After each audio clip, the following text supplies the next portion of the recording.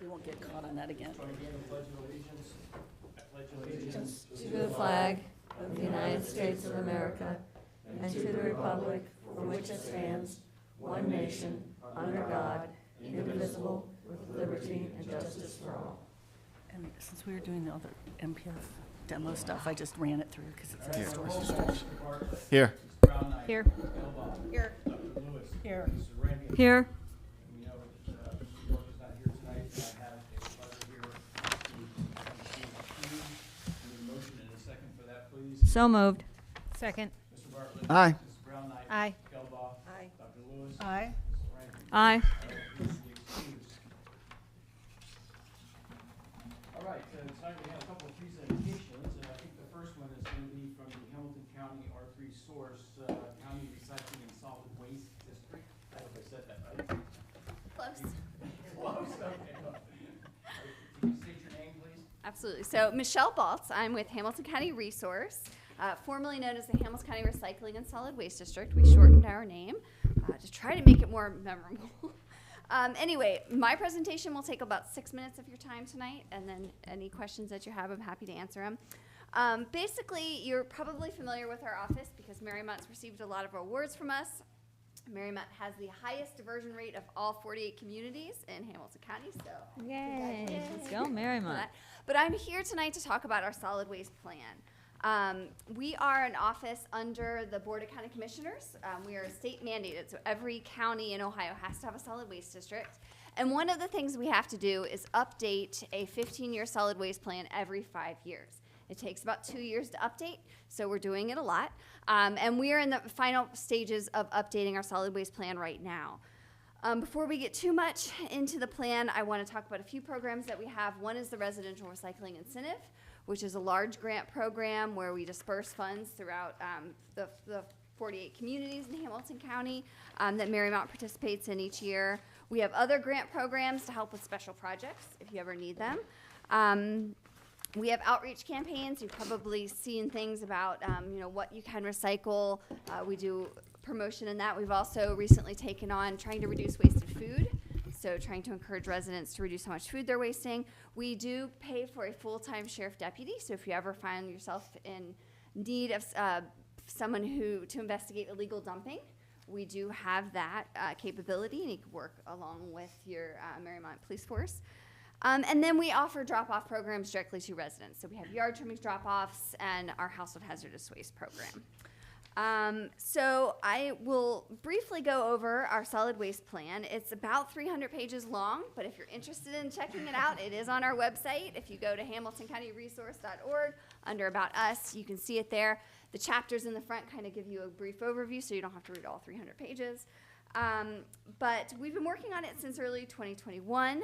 And just to give you a rough timeline, we just received comments back from Ohio EPA. They reviewed it, gave us our comments back. So we've been incorporating their comments and suggestions, and we're making final changes right now. We're hoping to, over the next couple months, make final changes to the plan and then put it out for ratification. So what that means is, according to Ohio Revised Code, we have to get communities representing 60% of the population to approve our plan. Last time we got 100%, so thank you very much for voting for it last time. So we hope to do that again this time.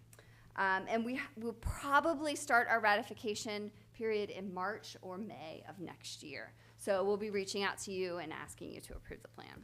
So a couple highlights about this plan.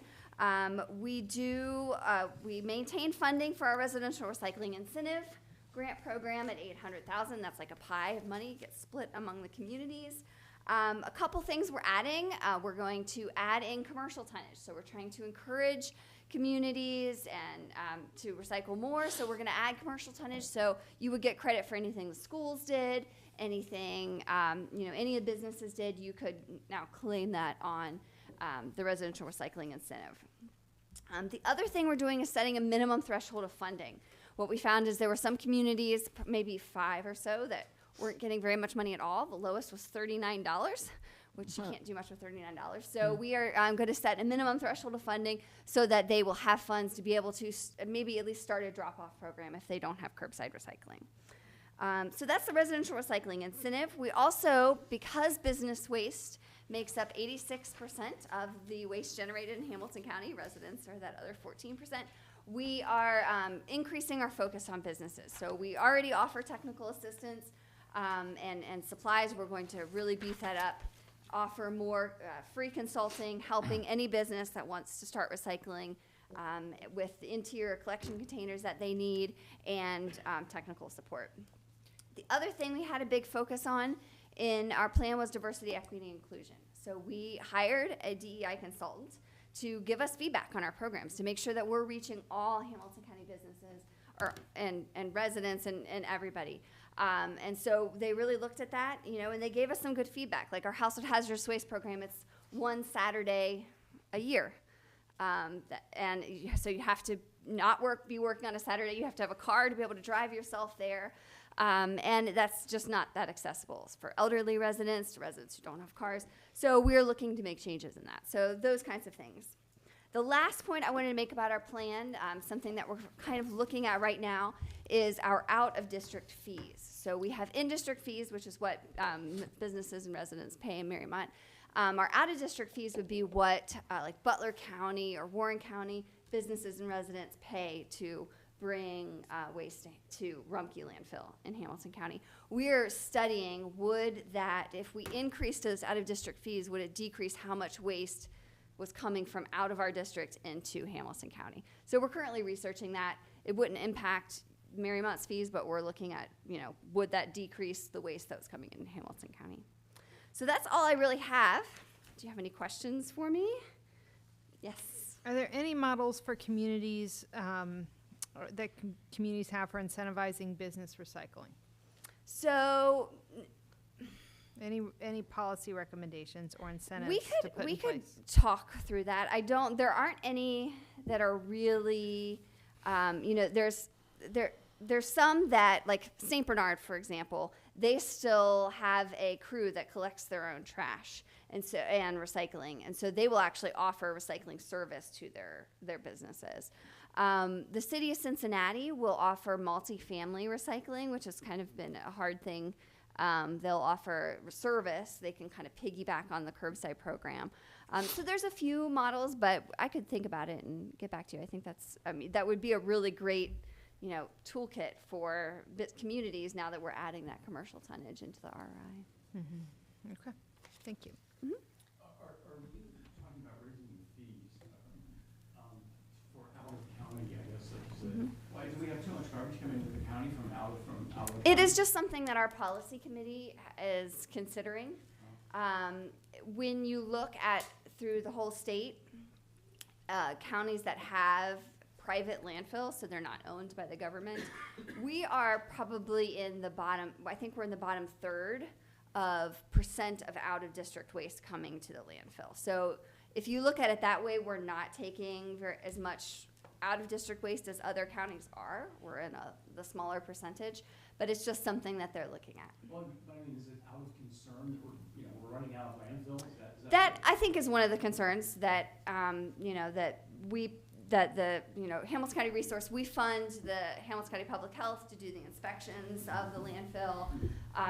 What are there other costs associated with having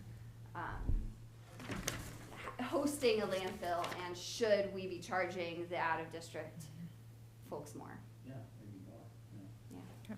Do you know what percentage of the recyclable materials that are collected, actually are recycled? Very good question. Mm-hmm. So residentially, the materials going to the Rumpke MRF, it usually hovers between like 11 and 13% that do not get recycled.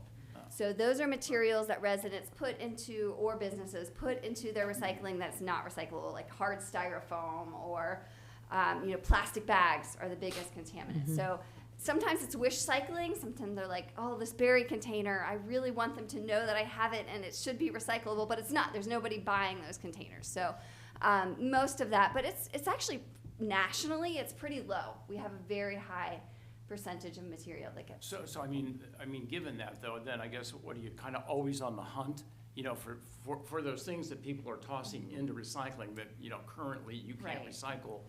Are we always hunting for a buyer? Yes, Rumpke is. Oh, that's So fine. they, they recently in the last couple years have added cups, so you can now recycle your plastic cups like your Starbucks or McDonald's cups. They added yogurt tubs and butter tubs, which, a lot of people have been recycling for years, and they're like, oh, I've always thrown it in there. Well, now they really are recyclable. Guilty. So I know there's a couple people thinking that right now. But yeah, those are now recyclable. So they're always looking for markets. I mean, that's a business. They can, bail that up and sell it. So if there are stable markets, they're willing to take it. But one thing that I think to give kudos to Rumpke is that they have not been too quick to grab onto something, because they don't want to get people in the habit of recycling something and then say, oh, sorry, we can't sell that anymore, you can't collect it. So they want to make sure they have solid markets, which I think is, the reason I give them kudos is that I do read a lot of, news around the country, and there are places that aren't recycling the materials that they're collecting, and luckily they are recycling them here. So. All right. And there are in Hamilton County other outlets for things that Rumpke doesn't accept, like Fives, the broken TV that was sitting in my daughter's apartment for a year. So, two good resources. So we have on our website, we have a search engine Okay. that's called the Reuse and Recycling Outlets, or Recycling and Reuse Outlets. But it's a search, so you can type in anything, and it'll tell you where else you can bring that to recycle it or properly dispose of it. Can you say that again real quick? It's Reuse and Recycling Outlets. So if you go to hamiltoncountyresource.org, I believe it's still on our homepage. We're making a few changes to but it's a search. The other thing is the Reuse Hub, Recycling Hub, which is down in like Camp Washington area. The hub has they try really hard to collect materials like, the pots from when you buy planted, they collect those, and then someone else will come and pick them up. So they try to collect the odd materials. Do you have any recommendations for increasing compliance recycling in parks? I mean, right now, in our recycling bins, every single time, there's trash. It's this McDonald bag or. Right. So there's two things that I think are really good. You can always pair your recycling with a garbage can. So if they're right next to each other, then the recycling isn't closer to me for me to just toss my trash. The other thing is make sure there's a restricted opening. So the top of the recycling can is only big enough for that can, right? And not for the Like the McDonald's one bag. outside of Graders. And then if you have really clear signage on the top, recycling only at least, and then, bottles and cans or something like that, that helps. Where does one go to purchase something like that? If you're doing it for your parks, our office can provide them. We have. Oh, really? We have ones. I don't know if you've ever been to great parks that have like the triangle-shaped Yeah. top. We have those available that we can provide you at no cost. Okay. Well, I'll be emailing you. Great. Any other questions? Did you mention composting? I don't think I did. Okay. But certainly we promote composting, and communities can claim it on their residential recycling incentive and get credit for that. We also do backyard composting seminars in the spring for residents to try to encourage backyard composting. We have a community composting, but it's run by a private company, right? Yeah. Yeah. Would we still be able to get credit for that? Yes, Okay. absolutely. Yeah, it's, the drop-off is out behind the The building. food scrap drop-off? Yes, exactly. Yeah, Yep. absolutely. You can start claiming that tonnage. Thank you. Awesome. Hey, Well, thank you. thank you all. Thank Thank you. you so much. Yeah, very Thank informative. you. All right, I think we have the Tree Advisory Board up. Kristen Vanskoy, going to give us a little, go out on a limb and give us a talk. All right. So yes, my name is Kristen Vanskoy, and I am the Vice Chair of Mariemont's Tree Advisory Board, which was formed in January of 2021. And when I first joined the board, I thought the job was mainly going to be getting a lot of street trees planted as quickly as possible. I soon learned that this was the opposite of good practice, and how many hours of education, investigation, strategic thinking, and plain old hard work go into creating and maintaining a street plan that is worthy of a place like Mariemont and the vast urban forest that we protect here. Tonight, on behalf of our board, I'd like to update you on our many successes so far in 2022. I'm going to start by telling you about our objectives, because everything we do comes out of these objectives. So the first objective that we have set as a group is to preserve and enhance Mariemont's robust tree canopy for future generations. Our second objective is to create and implement a comprehensive tree master planting plan. And in doing that, we want to employ science-based decision-making that will foster tree health and also protect our entire urban forest from pest and disease spread. And then the last piece is really important. It is to be good stewards of the village's resources. And there are two components to that. The first is that we don't want to ever plant more than we can take care of, because trees really regain their value once they are mature and into the many years of maturity. The second is that we don't want to create scenarios that will eventually become drains or liabilities on the village's resources in coming decades and generations. So now that you know a little bit about how we think about our work, I want to tell you about what we've done in 2022, and it is a lot. We have dedicated over 730 volunteer hours so far this year, which translates to a $20,000 donation, essentially, in services to the village. And these efforts resulted in several great things. The first of those, and the biggest thing, because I think you guys all know about it, so I want to talk about it first, is that we just were awarded the first ever grant from the Ohio Department of Natural Resources Division of Forestry.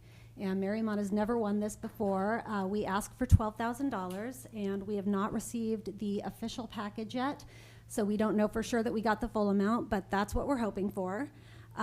We, second of all, completed a new village-wide master planting plan. We instituted young tree training program for Mariemont's new street trees.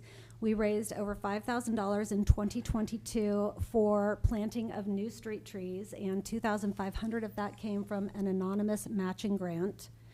We planted 19 new trees in 2022. We continued educating our Mariemont neighbors with monthly articles in the Town Crier, young tree training workshops that I already mentioned, and our annual Arbor Day events.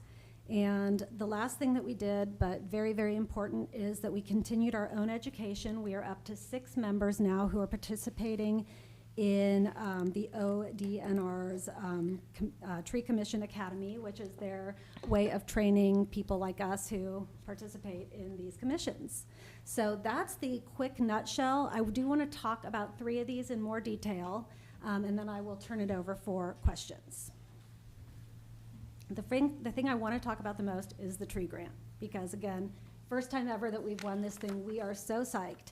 And part of why we are so happy is that this award really does represent the culmination of 2 full years for us of classroom learning, hands-on application of what we've learned, and countless hours of strategic work that we have prioritized to ensure that when we do this job, we do it right. The grant, as I said, was for $12,000. We're waiting to see what that looks like, but what will happen, and it is a matching grant, so that grant will be matched by the $8,000 that you all thumbnailed for us, I guess I should say, in September. And that would also include in-kind things like the labor that the service department puts toward watering the plants once they're planted, and that sort of thing. So this grant was specifically written to drive the planting of large at maturity trees. It is a urban forest canopy renewal grant. So in addition to that, what we also built our proposal around was the idea of reducing stormwater runoff. And this is especially a problem in the northeast corner of the village, where we sit right beneath Indian Hill, right? And that gigantic hill that Miami Road runs down. That is a huge change in elevation, and it causes a lot of water to come down at a very rapid pace there. So we wanted to address that, and our plan is to put in approximately 46 trees, could be a handful more or less, throughout 6 streets in that area, and those would be Rowan Hill, Grace, Lytle Woods, Haynes, Bramble Hill, and then the segment of Murray that runs between Lytle Woods and Rowan Hill. And we have used a tool provided by the Division of, or the, I guess it's the United States Division of Forestry. It's available online to estimate what that looks like for us. And we have an estimated 3.75 million gallons of rainwater being diverted over the next 60 years by those 46 plants. And in addition to that, the prevention of over 600,000 gallons of stormwater runoff during that same time frame. So, for those people over there, that is a huge incentive and benefit. Just so you know, the work will all be completed in 2023, and it will require best-in-class practices in tree selection, planting, and care. So we see this as being the next big jump for us in terms of our application of the education we've received, and we are excited to work with John and the Service Department to make that happen. And while this is the biggest feather in our cap to date, our master planning work, which I'm going to talk about next, is the foundation for our success with this grant proposal. And it will serve as a blueprint for Mariemont street tree planning into the next century. All right, so our master plan, what that is a master plan is essentially a street-by-street guide to what trees you're going to put in on any given street. And it's really, really important for a community such as ours to have a plan like this, because it ensures that the village is using its right-of-way resources in the most efficient way. So that's the idea of putting the right tree in the right place. So if you've got a really good soil, for example, then you want to plant something that maybe is a little tougher to grow as a street tree. If you've got an area with poor soil, you want to put in a tree that's guaranteed to grow anywhere. If you have a small tree lawn or overhead lines, you might wish to put in a smaller tree. But if you've got a lot of space, then you want to make sure you're using that for a large tree that can really do a lot of heavy lifting once it gets mature. So it also protects the village's urban forest from threats due to pests and disease. And the way that works is by making sure that we are enforcing diversity. And what that means is, emerald ash borer, remember that, came through and decimated every ash tree in the state of Ohio, pretty much. So you don't want a village that's entirely planted in ash trees, right? Another thing you don't want is you don't want to have a super highway of ash trees that starts at one end of the village and weaves its way through and comes out and hits every other community around us. So those are things that we can avoid by having this master plan. Another thing is that master tree plans are part of Mariemont's heritage. As probably you all know, John Nolan actually submitted a tree plan with the 1923 plans for the village. So I'll talk about that a little bit more in a minute. It provides a guide to our service department of what gets planted where, and it enables the village to create a multi-year planting plan, and therefore also let our partners that we work with, who are growers, know what we're going to be planting and potentially get those at a better rate and get healthier trees because they know they're growing them specifically for us.